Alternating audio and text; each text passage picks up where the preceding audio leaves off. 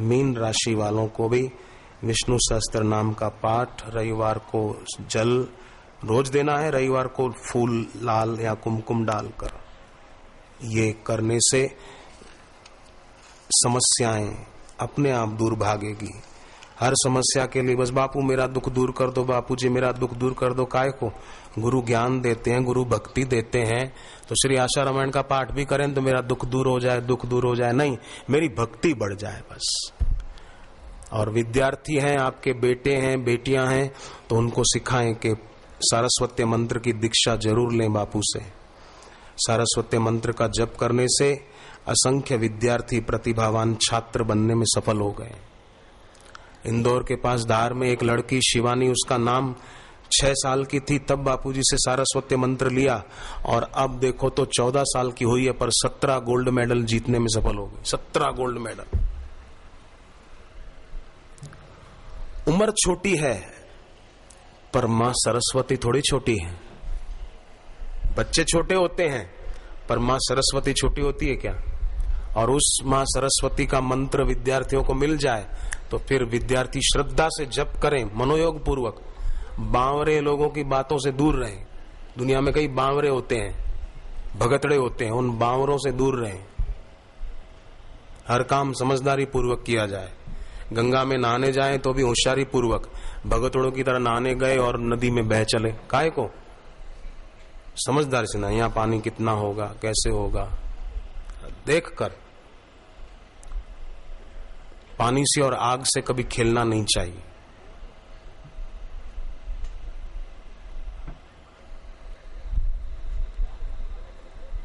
बिना विचारे जो करे सो पीछे पछताए, काम बिगाड़े आपनो जग में होत हंसा है। उसकी फिर हंसी होती है जग में।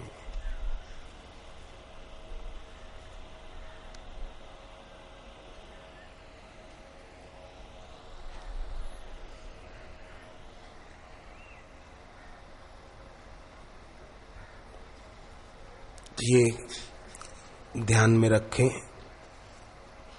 रमण महर्षि जी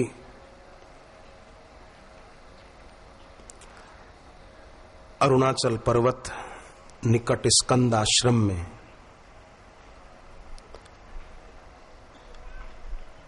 पास में एक सरोवर था। एक वाघ पानी पीने आया। वाघ की आवाज सुनकर शिष्य डर गए, घबराए। वाघ आया रे, वाघ मार डाला रे। रमण महर्षि जी बोले, घबराते क्यों हो? रोज आता है रोज आता है, तुमको पता नहीं? रोज आता है और आवाज लगाकर खबर करता है, मैं आ गया हूं, यहां नहीं आना प्यारे, थोड़ी देर इधर मत आना, मैं आया हूं पानी पीने।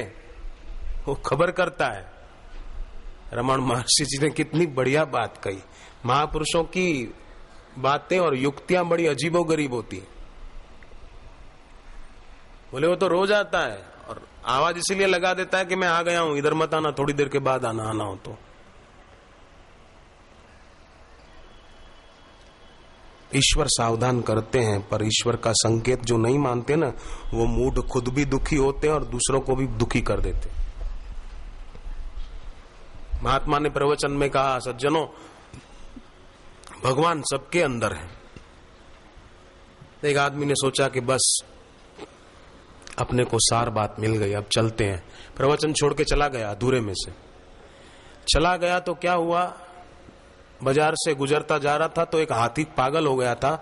महावत पीछे से चिल्ला रहा था, ए भैया हट जाना, सब लोग सामने से, जरा साइड में हो जाना, हाथी पागल हो गया है, मार डालेगा, कुचल डालेगा। तो लोग सब खिसक रहे थे साइडों में, और उसने सोचा भगवान सब में है। आज ही महात्मा ने कहा है तो इस हाथी में भी भगवान है, भगवान मेरा क्या बिगाड़ेंगे, भगवान तो सबका भला करते हैं, हाथी में भी भगवान है, वासुदेव सर्वम महाराज ने सिखा दिया।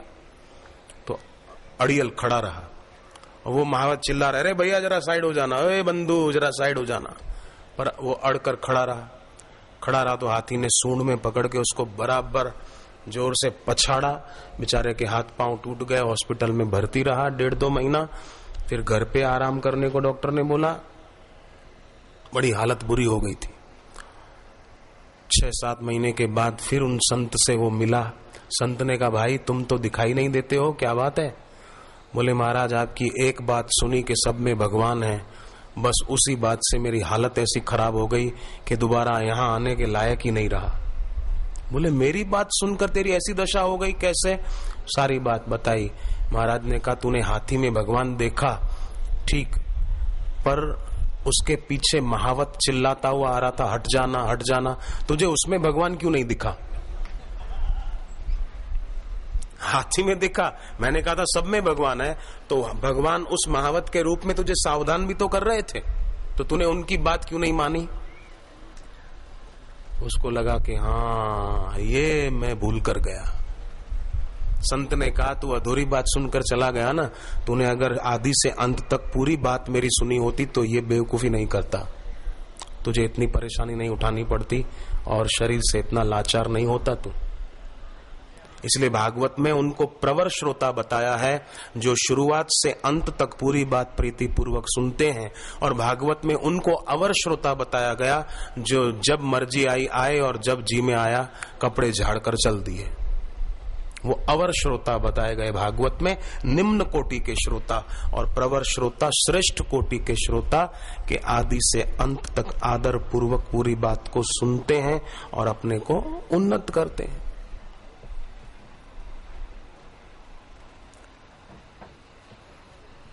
तो जो पहली बार आए हैं वो दिव्य प्रेरणा प्रकाश पुस्तक ले जाएं।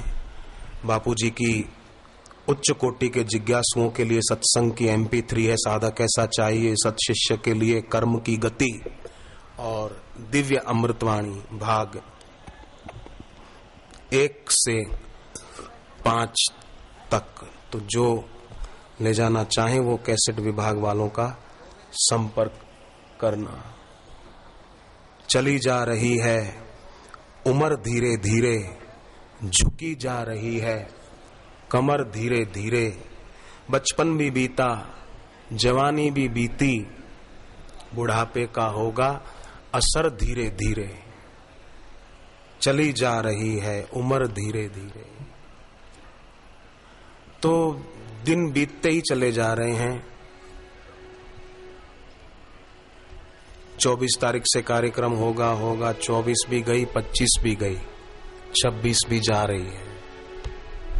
समय तेजी से बीतता चला जा रहा है। जैसे नदी का पानी बहता हुआ जा रहा है तेजी से, उसी प्रकार समय भी बीतता चला जा रहा है। मैं, तू, यह और वह, इसको छोड़ते चले हम।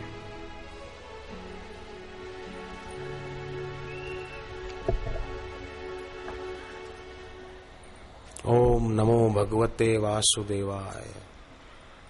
सदगुरुदेव की जय बोलते हैं ना, हकीकत में ये जय क्यों बोली जाती है कि गुरु की जय बोलते हैं भक्त, भगवान की जय बोलते हैं ना, रामचंद्र भगवान की जय, सदगुरुदेव की जय, नमः पार्वती पते, हर हर महादेव जय बोलते हैं कि हम भी मन और इंद्रियों के गुलाम न बने रहें जिंदगी भर, हमारी भी उन पर विजय हो जाए, क्योंकि आप तो विजेता हैं ही गुरुदेव, हम भी इन पर विजय पाने में सफल हो जाएं। आपकी जय बोलने से हमें भी उस तरफ के संकेत मिलेंगे।